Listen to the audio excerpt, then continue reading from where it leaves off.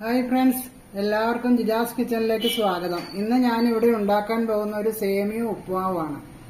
അതിനായി ഞാനൊരു 1.5 കപ്പ് സേമിയ ഇവിടെ എടുത്തു വെച്ചിട്ടുണ്ട്. പായസമൊക്കെ ഉണ്ടാക്കുന്ന സേമിയാണിത്.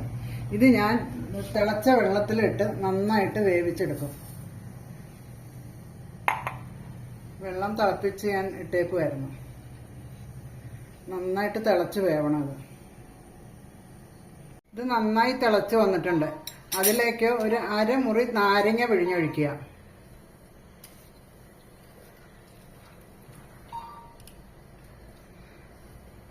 സേമിയ നന്നായിട്ട് വെന്തിട്ടുണ്ട്. അത് ഞാൻ വെള്ളമൊക്കെ ഊറ്റി വെച്ചേക്കുവാണ്.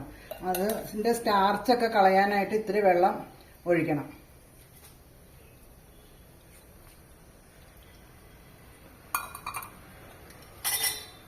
ഇനി വെള്ളമെല്ലാം പോയി കഴിയുമ്പോഴത്തേക്കും ഇതിലേക്ക് കുറച്ച് ഓയിൽ ഒഴിക്കുക.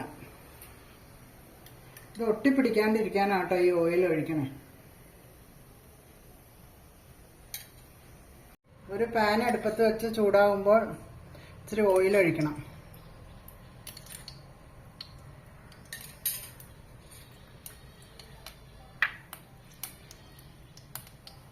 ഓയിൽ ചൂടാകുമ്പോൾ കടുകിടുക.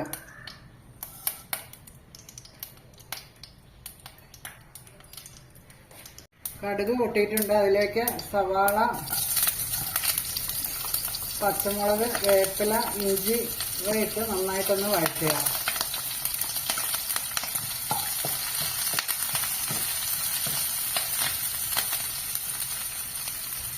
സവാളയൊക്കെ ഒന്ന് വാടിയിട്ടുണ്ട്. അതിലേക്ക് ക്യാരറ്റും ബീൻസും ഇടുക. ഇത് നന്നായിട്ടൊന്ന് വഴറ്റുക. ബീൻസും ക്യാരറ്റും ഒക്കെ നന്നായിട്ട് വഴന്നു വന്നിട്ടുണ്ട്. അതിലേക്ക് ആവശ്യത്തിന് ഉപ്പിടുക.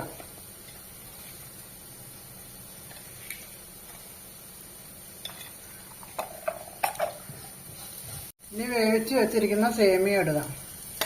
ഈ സേമിയ റോസ്റ്റ് അല്ലായിരുന്നു. എനിക്ക് അതുകൊണ്ട് ഒരു അബദ്ധം പറ്റിപ്പോയി. ഒന്ന് വറുത്തെടുക്കണം. റോസ്റ്റ് അല്ലെങ്കിൽ കേട്ടോ. ഞാൻ വറുത്തില്ലായിരുന്നു. റോസ്റ്റാണ് ഞാൻ കടയിൽ ചോദിച്ച് മേടിച്ചു. അപ്പോൾ റോസ്റ്റാണെന്ന് കരുതിയാണ് ഇത് ചെയ്തത്. പക്ഷെ റോസ്റ്റ് അല്ലായിരുന്നു. സേമിയ ഉപ്പുമാവ് ഇവിടെ റെഡി ആയിട്ടുണ്ട്. അതിലേക്ക് കുറച്ച് മല്ലിയില വിതറുക. ഇത് പിള്ളേർക്ക് സ്കൂൾ വിട്ട് വരുമ്പോഴും ബ്രേക്ക്ഫാസ്റ്റ് ആയിട്ടും ഒക്കെ കൊടുക്കാൻ നല്ല ഒരു ടിഫിൻ കൊടുത്ത് വിടാനും ഒക്കെ നല്ല സാധനമാണ്. എളുപ്പം ഉണ്ടാക്കുകയും ചെയ്യാം. സേമിയ ഉപ്പുമാവ് ഇവിടെ റെഡി ആയിട്ടുണ്ട്. എൻ്റെ വീഡിയോ ഇഷ്ടപ്പെട്ടാൽ എല്ലാവരും ലൈക്ക് ചെയ്യുക, ഷെയർ ചെയ്യുക, സബ്സ്ക്രൈബ് ചെയ്യുക. അടുത്ത വീഡിയോ ആയിട്ട് വരുന്നവരെ എല്ലാവർക്കും ബൈ.